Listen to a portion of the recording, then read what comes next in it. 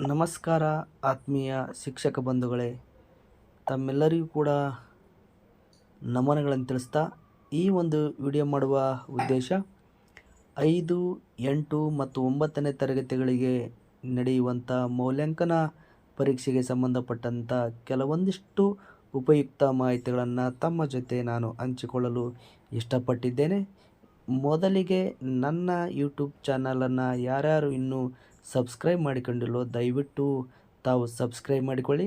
ಹಾಗೆ subscribe button ಪಕ್ಕದಲ್ಲಿರ್ತಕ್ಕಂಥ bell icon ಬಟನನ್ನು ಕ್ಲಿಕ್ ಮಾಡಿ ನಾನು ಅಪ್ಲೋಡ್ ಮಾಡ್ತಕ್ಕಂಥ ವಿಡಿಯೋಗಳನ್ನು ನೋಟಿಫಿಕೇಷನನ್ನು ತಾವು ಪಡೀರಿ ಅನ್ನುವಂಥ ಮಾಹಿತಿನ ಹೇಳ್ತಾ, ಹಾಗೆ ಆ ಒಂದು ಬೆಲ್ ಐಕಾನ್ ಪಕ್ಕದಲ್ಲಿರ್ತಕ್ಕಂಥ ಲೈಕ್ ಬಟನನ್ನು ಕೂಡ ತಾವು ಪ್ರೆಸ್ ಮಾಡಿ ಅನ್ನುವಂಥದ್ದನ್ನು ತಿಳಿಸ್ತಾ, ಈಗ ನಾನು ಈ ಒಂದು ಮೌಲ್ಯಾಂಕನಕ್ಕೆ ಸಂಬಂಧಪಟ್ಟಂತೆ ವಿಡಿಯೋವನ್ನು ಸ್ಟಾರ್ಟ್ ಮಾಡೋಣ.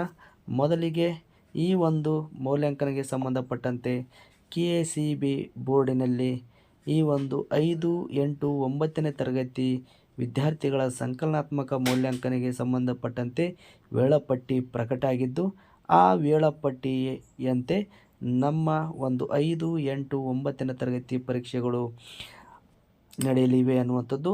ಮೊದಲನೇದಾಗಿ 5ನೇ ತರಗತಿಗೆ ಸಂಬಂಧಪಟ್ಟಂತೆ 11/3/2024 ಸೋಮವಾರ ಪ್ರಥಮ ಭಾಷೆಯಾಗಿರ್ತಕ್ಕಂಥ ಕನ್ನಡ, ಇಂಗ್ಲೀಷ್, ಹಿಂದಿ, ಉರ್ದು, ಮರಾಠಿ, ತೆಲುಗು, ತಮಿಳು ಅಂದರೆ ಯಾವ್ಯಾವ ಮಾಧ್ಯಮದ ಇರ್ತಾವೋ ಆ ಶಾಲೆಯಲ್ಲಿ ಪ್ರಥಮ ಭಾಷೆ, ಆ ಭಾಷೆಯ ಒಂದು ಪರೀಕ್ಷೆಗಳು ನಡೆಯುತ್ತೆ ಅನ್ನುವಂಥದ್ದು.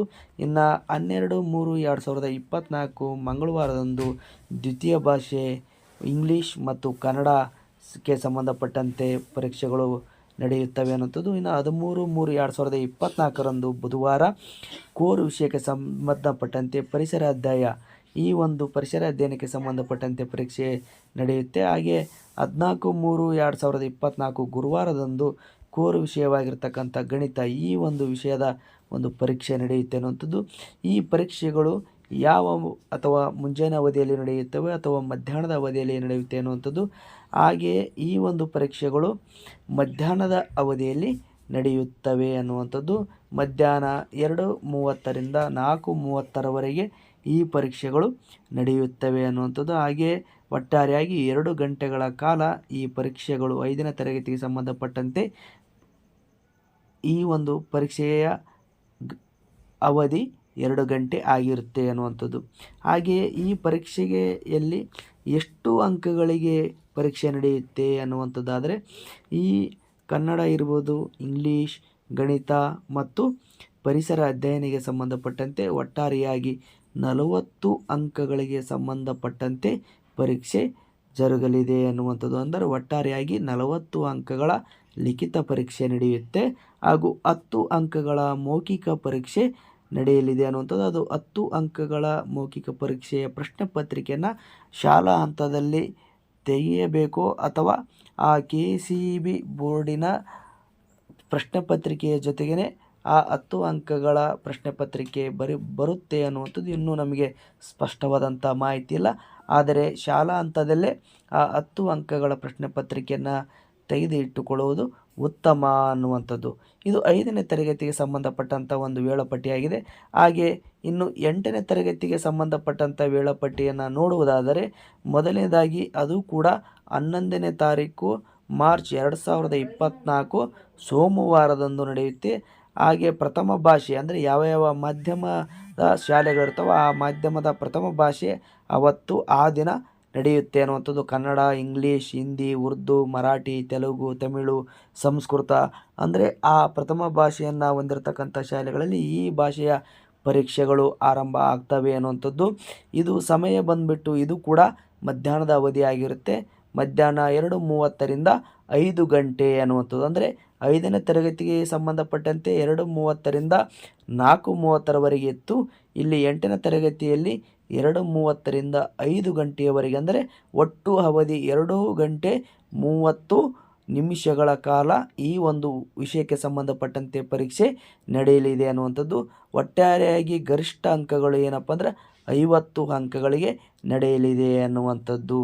ಹಾಗೆ ಅದೇ ರೀತಿಯಾಗಿ ಈ ಒಂದು 8ನೇ ತರಗತಿಗೆ ಸಂಬಂಧಪಟ್ಟಂತೆ ಎಲ್ಲ ವಿಷಯಗಳು ಹಾಗೆ ಕನ್ನಡ ಇರ್ಬೋದು, ಇಂಗ್ಲೀಷ್ ಇರ್ಬೋದು, ಹಿಂದಿ ಇರ್ಬೋದು, ಗಣಿತ, ವಿಜ್ಞಾನ, ಸಮಾಜ ವಿಜ್ಞಾನ ಹಾಗೂ ದೈಹಿಕ ಶಿಕ್ಷಣ ಈ ವಿಷಯಗಳು ಆಯಾ ದಿನಾಂಕದಂದು ಯಥಾವತ್ತಾಗಿ ಜರುಗಲಿದ್ದು ಅದು ಮಧ್ಯಾಹ್ನ 2:30ರಿಂದ ಮಧ್ಯಾಹ್ನ 5 ಗಂಟೆಯವರೆಗೆ ಅಂದರೆ 2 ಗಂಟೆ 30 ನಿಮಿಷಗಳ ಕಾಲ ಈ ಪರೀಕ್ಷೆ ಜರುಗಲಿದೆ ಅನ್ನುವಂಥದ್ದು. ಇನ್ನು 9ನೇ ತರಗತಿಗೆ ಸಂಬಂಧಪಟ್ಟಂತೆ ನಾವು ತರಗತಿ ವೇಳಾಪಟ್ಟಿ ನೋಡುವುದಾದರೆ ಇದು ಕೂಡ ಯಥಾವತ್ತಾಗಿ 11/3/2024ರಿಂದಲೇ ಆರಂಭ ಆಗುತ್ತೆ ಅನ್ನುವಂಥದ್ದು. ಇದು ಕೂಡ ಕನ್ನಡ, ಇಂಗ್ಲೀಷ್, ಹಿಂದಿ, ಗಣಿತ, ವಿಜ್ಞಾನ, ಸಮಾಜ ವಿಜ್ಞಾನ ಹಾಗೂ ದೈಹಿಕ ಶಿಕ್ಷಣಕ್ಕೆ ಸಂಬಂಧಪಟ್ಟಂತೆ ಪರೀಕ್ಷೆಗಳು ನಡೆಯಲಿವೆ ಅನ್ನುವಂಥದ್ದು. ಇದು ಸಮಯ ಬಂದುಬಿಟ್ಟು ಮಧ್ಯಾಹ್ನ 2 ಗಂಟೆಯಿಂದ ಮಧ್ಯಾಹ್ನ 5 ಗಂಟೆ 15 ನಿಮಿಷದವರೆಗೆ, ಅಂದರೆ ಅದು ಬರೀ ಓನ್ಲಿ ಪ್ರಥಮ ಭಾಷೆಯ ವಿಷಯಗಳಿಗೆ ಸಂಬಂಧಪಟ್ಟಂತೆ ಸಮಯ ಇದಾಗಿದೆ ಅನ್ನುವಂಥದ್ದು. ಈ ಒಂದು ಪ್ರಥಮ ಭಾಷೆಗೆ ಸಂಬಂಧಪಟ್ಟಂಥ ಪರೀಕ್ಷೆಯಲ್ಲಿ 3 ಗಂಟೆ 15 ನಿಮಿಷಗಳ ಕಾಲ ನಮಗೆ ಸಿಗಲಿದೆ ಅನ್ನುವಂಥದ್ದು. ಇದು ಗರಿಷ್ಠ 100 ಅಂಕಗಳಿಗೆ ಪರೀಕ್ಷೆ ನಡೆಯಲಿದೆ ಅನ್ನುವಂಥದ್ದು. ಪ್ರಥಮ ಭಾಷೆಗೆ ಸಂಬಂಧಪಟ್ಟಂಥ ಪರೀಕ್ಷೆಗೆ ಸಂಬಂಧಪಟ್ಟಂತೆ ಗರಿಷ್ಠ 100 ಅಂಕಗಳಿಗೆ ಈ ಪರೀಕ್ಷೆ ಜರುಗಲಿದೆ ಅನ್ನುವಂಥದ್ದು. ಇನ್ನು ದ್ವಿತೀಯ ಭಾಷೆ ಹಿಂದಿ, ಹಾಗೆ ಗಣಿತ, ವಿಜ್ಞಾನ, ಸಮಾಜ ವಿಜ್ಞಾನ ಇವುಗಳು ಕೂಡ ಏನಪ್ಪ ಅಂದ್ರೆ ಮಧ್ಯಾಹ್ನ 2 ಗಂಟೆಯಿಂದ ಮಧ್ಯಾಹ್ನ 5 ಗಂಟೆಯವರೆಗೆ, ಅಂದರೆ 3 ಗಂಟೆಯವರೆಗೆ ಈ ಪರೀಕ್ಷೆ ನಡೆಯಲಿದೆ ಅನ್ನುವಂಥದ್ದು. ಆದರೆ ಇದು ಎಷ್ಟು ಅಂಕಗಳಿಗೆ ನಡೆಯಲಿದೆ ಅಂದರೆ 80 ಅಂಕಗಳಿಗೆ ನಡೆಯಲಿದೆ ಅನ್ನುವಂಥದ್ದು. ಕನ್ನಡ ಮಾತ್ರ 100 ಅಂಕಗಳಿಗೆ ನಡೆದರೆ ಇನ್ನುಳಿದಂಥ ಕನ್ನಡವನ್ನು ಹೊರತುಪಡಿಸಿ ಇನ್ನುಳಿದಂಥ ಭಾಷೆಯ ಎಲ್ಲ ಪರೀಕ್ಷೆಯ ಅಂಕಗಳು 80 ಅಂಕಗಳಿಗೆ ನಿಗದಿಯಾಗಿದೆ ಎನ್ನುವಂಥದ್ದು. ಹಾಗೆ ಈ ಒಂದು ಮೌಲ್ಯಾಂಕನ ಪರೀಕ್ಷೆಗೆ ಸಂಬಂಧಪಟ್ಟಂತೆ ಮಾದರಿ ಪ್ರಶ್ನೆ ಪತ್ರಿಕೆಗಳನ್ನು ಈಗಾಗಲೇ KCB ಬೋರ್ಡಿನಲ್ಲಿ ಅಪ್ಲೋಡ್ ಮಾಡಲಾಗಿದೆ. ಅವುಗಳನ್ನು ನೀವು ಡೌನ್ಲೋಡ್ ಮಾಡಿಕೊಂಡು ವಿದ್ಯಾರ್ಥಿಗಳಿಗೆ ಮಾದರಿಯಾಗಿ ಅವುಗಳನ್ನು ನೀಡಿದರೆ ಮಕ್ಕಳಿಗೆ ಉಪಯೋಗ ಆಗುತ್ತೆ ಅನ್ನುವಂಥದ್ದು. ಹಾಗಾಗಿ ನಂತರದಲ್ಲಿ ಈ ಒಂದು ಪರೀಕ್ಷೆಗೆ ಸಂಬಂಧಪಟ್ಟಂತೆ ಎಷ್ಟು ಅಂಕಗಳನ್ನು ಮತ್ತು ಎಷ್ಟು ಪಠ್ಯವಸ್ತುವನ್ನು ನಿಗದಿಪಡಿಸಿದ್ದಾರೆ ಅನ್ನುವಂಥದ್ದನ್ನು ನಾವು ನೋಡಿದರೆ, ಮೊದಲನೇದಾಗಿ 1/7/2023 ಮೌಲ್ಯಾಂಕನದ ಸುತ್ತೋಲೆಯಂತೆ ಇಲ್ಲಿ ಕೆಲವೊಂದಿಷ್ಟು ಅಂಶಗಳನ್ನು ಮೊದಲು ಕೊಟ್ಟಿದ್ದರು. ಅಂದರೆ SAT ಸಂಬಂಧಪಟ್ಟಂತೆ ಎಷ್ಟು ಪಠ್ಯಪುಸ್ತಕ ವಸ್ತು ಇತ್ತೋ ಆ ಪಠ್ಯವಸ್ತುದ ಆಧಾರದ ಮೇಲೆ ನಾವು ಪರೀಕ್ಷೆಯನ್ನು ಮಾಡ್ತೀವಿ. ಅದು 30 ಲಿಖಿತ ಮತ್ತು 20 ಮೌಖಿಕ. ಹಾಗೆ ಇಂಗ್ಲೀಷ್ ಭಾಷೆಗೆ ಸಂಬಂಧಪಟ್ಟಂತೆ 10 ಲಿಖಿತ 40 ಮೌಖಿಕ, ಒಟ್ಟು 50 ಅಂಕಗಳಿಗೆ ನಡೀತಾ ಇತ್ತು ಅನ್ನುವಂಥದ್ದು 5ನೇ ತರಗತಿ. ಆದರೆ ಪರಿಷ್ಕೃತ ಒಂದು ಆದೇಶದಲ್ಲಿ ಈ ಒಂದು ಮೌಲ್ಯಾಂಕನ 5ನೇ ತರಗತಿಗೆ ಸಂಬಂಧಪಟ್ಟಂತೆ ಏನೇನು ಅಂಶಗಳನ್ನು ಒಳಗೊಂಡಿದೆ ಅನ್ನುವಂಥದ್ದನ್ನು ಪರಿಷ್ಕೃತ ಒಂದು ಸುತ್ತೋಲೆಯಲ್ಲಿ KCAB ಬೋರ್ಡಿನಲ್ಲಿ ಪ್ರಕಟಿಸಲಾಗಿದೆ ಅನ್ನುವಂಥದ್ದು. 2023-24ನೇ ಒಂದು ಶೈಕ್ಷಣಿಕ ಮಾರ್ಗದರ್ಶಿಯಲ್ಲಿ ನೀಡಿರ್ತಕ್ಕಂಥ ಒಂದು ಅಂಶವನ್ನು ನಾವು ನೋಡಿದಾಗ ಈ ಒಂದು 5ನೇ ತರಗತಿಗೆ ಸಂಬಂಧಪಟ್ಟಂತೆ ಮೌಲ್ಯಾಂಕನ ಪರೀಕ್ಷೆ ಈ ಒಂದು ನವೆಂಬರ್ 2023ರಿಂದ ಫೆಬ್ರವರಿ 2024ರವರೆಗೆ ಫೆಬ್ರವರಿ 2024ರವರೆಗೆ ಇರತಕ್ಕಂಥ, ಅಂದರೆ ನವೆಂಬರ್ 2023ರಿಂದ ಫೆಬ್ರವರಿ 2024ರವರೆಗೆ ಇರತಕ್ಕಂಥ ಪಠ್ಯವಸ್ತುಗಳ ಆಧಾರದ ಮೇಲೆ ಪ್ರಶ್ನೆ ಪತ್ರಿಕೆ ತಯಾರಾಗುತ್ತೆ ಅನ್ನುವಂಥದ್ದು. ಈ ಒಂದು ಪ್ರಶ್ನೆ ಪತ್ರಿಕೆ ಅಂದರೆ 5ನೇ ತರಗತಿಗೆ ಸಂಬಂಧಪಟ್ಟಂಥ ಪ್ರಶ್ನೆ ಪತ್ರಿಕೆ ಈ 40 ಅಂಕಗಳಿಗೆ ಈ ಒಂದು ಲಿಖಿತ ಇರುತ್ತೆ, 10 ಅಂಕಗಳಿಗೆ ಮೌಖಿಕ ಇರುತ್ತೆ ಅನ್ನುವಂಥದ್ದು ಇಲ್ಲಿ ನೀವು ನೋಡ್ತಾ ಇರ್ಬೋದು.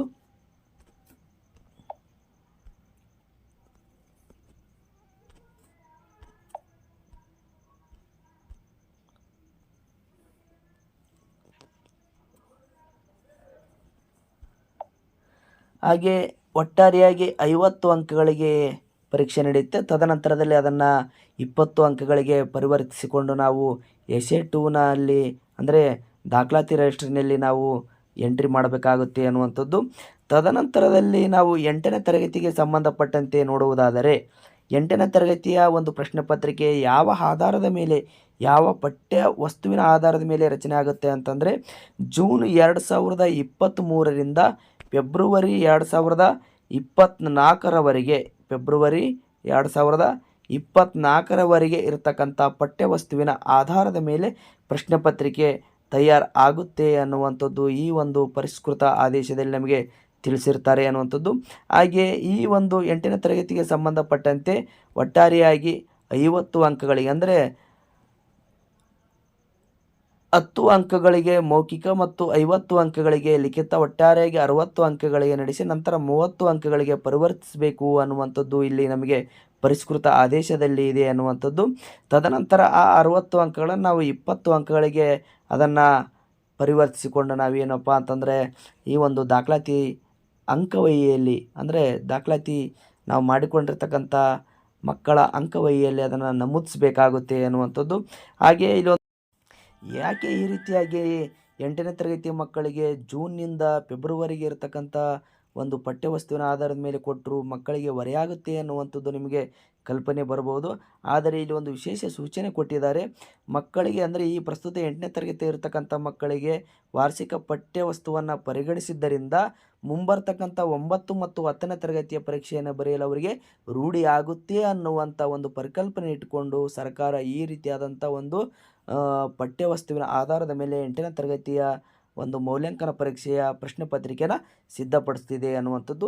ಇನ್ನು 9ನೇ ತರಗತಿಗೆ ಸಂಬಂಧಪಟ್ಟಂತೆ ನಾವು ನೋಡುವುದಾದರೆ, 9ನೇ ತರಗತಿಯ ಒಂದು ಮೌಲ್ಯಾಂಕನಿಗೆ ಸಂಬಂಧಪಟ್ಟಂತೆ ನಾವು ನೋಡುವುದಾದರೆ ಇಲ್ಲಿ ನಮಗೆ 3 ಕೋರ್ ವಿಷಯಗಳಿಗೆ ನಿಗದಿಪಡಿಸಿದಂಥ ವಾರ್ಷಿಕ 100% ಪಠ್ಯವಸ್ತುವನ್ನು ಪರಿಗಣಿಸುವುದು ಅನ್ನುವಂಥದ್ದು.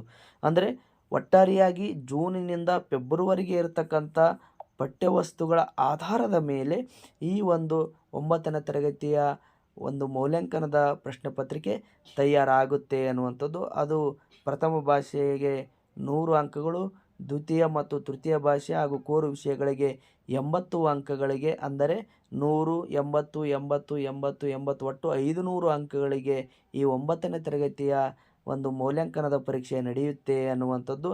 ಹಾಗಾಗಿ ಈ ಎಲ್ಲ ಅಂಶಗಳನ್ನು ಅಥವಾ ಸರ್ಕಾರ ಈಗಾಗಲೇ ಹೊರಡಿಸಿರ್ತಕ್ಕಂಥ ಸುತ್ತೋಲೆಯನ್ನು ತಾವೆಲ್ಲರೂ ಕೂಡ ಭಾಳ ಎಚ್ಚರಿಕೆಯಿಂದ ಅದನ್ನು ಗಮನಿಸಿ ಈ ಒಂದು 5, 8, 9ನೇ ತರಗತಿಯ ಮೌಲ್ಯಾಂಕನ ಪರೀಕ್ಷೆಯನ್ನು ಭಾಳ ಯಶಸ್ವಿಯಾಗಿ ಪೂರ್ಣಗೊಳಿಸಬೇಕು. ಅಷ್ಟೇ ಅಲ್ಲ, ಅದರ ಬಹಳ ಮಹತ್ವವಾಗಿರ್ತಕ್ಕಂಥ ಮತ್ತು ಅತ್ಯಂತ ಗುರುತರವಾಗಿರ್ತಕ್ಕಂಥ ಜವಾಬ್ದಾರಿ ನಮ್ಮ ಎಲ್ಲ ಶಾಲೆಯ ಮುಖ್ಯ ಗುರುಗಳ ಮೇಲೆ ಮತ್ತು ಆ ಶಾಲೆಯ ಎಲ್ಲ ಸಹಶಿಕ್ಷಕರ ಮೇಲೆ ಇದೆ. ಹಾಗಾಗಿ ಈ ಒಂದು ಪರಿಷ್ಕೃತ ಆದೇಶವನ್ನು ಇಟ್ಟುಕೊಂಡು ಹಾಗೆ ಈಗಾಗಲೇ ಪ್ರಕಟಿಸಿರ್ತಕ್ಕಂಥ ವೇಳಾಪಟ್ಟಿಗೆ ಅನುಗುಣವಾಗಿ ನಾವೆಲ್ಲರೂ ಕೂಡ ಆ ಒಂದು 5, 8, 9ನೇ ತರಗತಿಗೆ ಸಂಬಂಧಪಟ್ಟಂತೆ ಈ ಮೌಲ್ಯಾಂಕನ ಪರೀಕ್ಷೆಯನ್ನು ಯಶಸ್ವಿಯಾಗಿ ಪೂರೈಸೋಣ, ಯಶಸ್ವಿಯಾಗಿ ಅದನ್ನು ಮುಗಿಸೋಣ ಅನ್ನುವಂಥ ಮಾತನ್ನು ಹೇಳ್ತಾ, ಹಾಗೆ ತಮಗೇನಾದರೂ ಡೌಟ್ ಇದ್ದಲ್ಲಿ ಈ ಒಂದು ಸುತ್ತೋಲೆಯನ್ನು ಭಾಳ ಎಚ್ಚರಿಕೆಯಿಂದ ಸೂಕ್ಷ್ಮವಾಗಿ ಅದನ್ನು ಓದಿಕೊಂಡು ಅರ್ಥೈಸಿಕೊಳ್ಳಿ ಅನ್ನುವಂಥ ಮಾತನ್ನು ತಿಳಿಸ್ತಾ ಈ ಒಂದು ವಿಡಿಯೋ ನೋಡಿದ್ದಕ್ಕೆ ತಮ್ಮೆಲ್ಲರಿಗೂ ಕೂಡ ಹೃತ್ಪೂರ್ವಕವಾದಂಥ ನಮನಗಳನ್ನು ಅರ್ಪಿಸ್ತಾ, ಹಾಗೆ ಮತ್ತೊಂದು ನಿಮ್ಮಲ್ಲಿ ಸವಿನಯ ಪ್ರಾರ್ಥನೆ, ಇನ್ನು ಯಾರ್ಯಾರು ನನ್ನ ಚಾನಲನ್ನು ಸಬ್ಸ್ಕ್ರೈಬ್ ಮಾಡಿಕೊಂಡಿಲ್ಲೋ ದಯವಿಟ್ಟು ಆ ನನ್ನ ಚಾನಲನ್ನು ಸಬ್ಸ್ಕ್ರೈಬ್ ಮಾಡಿಕೊಳ್ಳಿ ಅನ್ನುವಂಥ ಮಾಹಿತಿಯನ್ನು ಹೇಳ್ತಾ ತಮ್ಮೆಲ್ಲರಿಗೂ ಕೂಡ ಒಳ್ಳೆಯದಾಗಲಿ. ನಮಸ್ಕಾರ.